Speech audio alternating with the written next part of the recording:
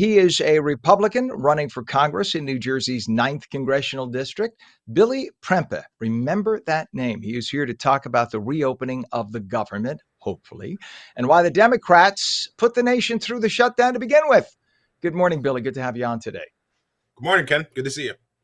Good to see you. Now, the House has the big vote tonight, all right? And my fear, because the Republicans never saw a disaster they didn't go for. They just, now you could smell it. Now the Republicans are like, here's my big chance to get that library built for my local town. Don't be stupid. Just vote for the continuing resolution and reopen. Am I wrong? Or do you want to like scream at these people? I want to scream at both sides, the Democrats and the Republicans. This is something that could have been resolved much earlier. I believe that a lot of these stall tactics were being used as leverage. We've seen several Democrat elected officials say that we can use this leverage to essentially get what we want. But this is the problem that people are having with our government right now. People need results, and people need our government to continue moving forward.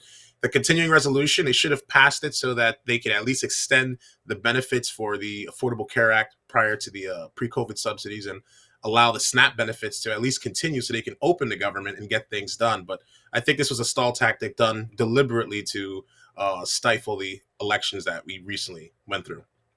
How about this? When you get into Congress, and I know you will, sir, how about you introduce legislation that makes it illegal for Congress members to leave if they don't have a budget passed yet, that they, sorry, because you would be one of these now people stuck, that you can't leave. You have to negotiate till you figure it out. Get in a room, or at least the congressional leaders get in a room, and you can't say, that's it, I'm taking my marbles and going home. You're stuck, and you can't move until you figure it out.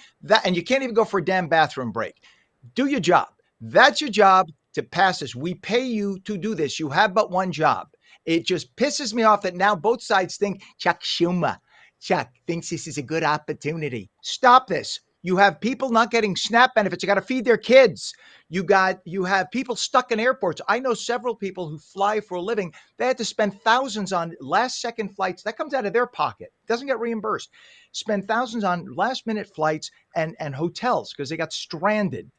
We had people who missed events because they got stuck in airports and never got to their events. This isn't funny. This is affecting real people in a real way. Lifetime effects. This stuff has got to end. Would you be for something like that? 1,000,000%. And it's actually baffling that we don't have something like that already that's been passed through the House. Because if you were driving your car down the road and you got a flat tire and you left it alongside the highway and said, you know what, I'll come back on Wednesday or I'll make a decision later. Here's a good opportunity to cause some drama. Your car is not going to be on that highway for much longer. They're going to take it away. And our government needs to operate effectively in order for anything to get done. So the fact that we have Congress people essentially using their position as a activist vote to not allow things to get passed so that they can get their pet projects across or whatever agenda they have in mind to stifle the elections, I think that hurts the American people overall. And I think it hurts Democrats and Republicans. I think they really need to get it together. And I think that's a resolution that would really get things done. I tell you what, see, up until now, Democrats, because they had the mass media wrapped around their finger, and there was no such thing, or certainly not to this extent, as social media. So they got the message out that they wanted. They wrote the message verbatim. The Republicans are closing down the government, even though it was them. The Republicans blame those greedy, mean Republicans trying to starve children and women and et cetera. That was the message they communicated.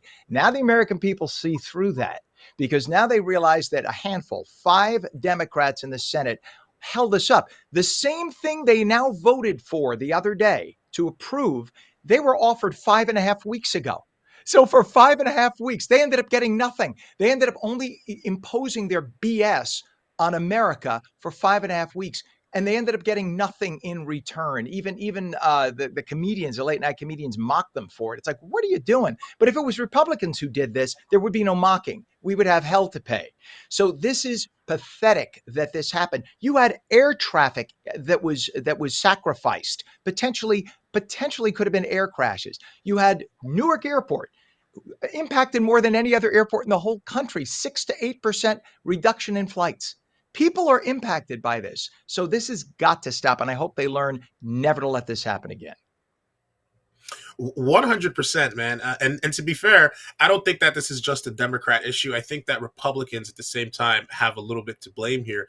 Like I said, like these should have been able to pass these benefits, because if that's the excuse that they're using as to why we have to hold government hostage, let's take the ball away from them. Okay, let's extend these benefits, let's reopen government, and then we'll reevaluate and reassess these issues at a later date. Because at the end of the day, our country needs to keep running. Our federal workers got to get paid. People got to put food on the table, and our country needs to continue to run effectively. All this did was set us back. I'm with you. And you are running Billy Prempeh in next year's midterm congressional election. At what point does Billy Prempeh ramp up the campaigning to full speed and let everybody know, hey, you did the governor thing. It's now time to pay attention to Congress?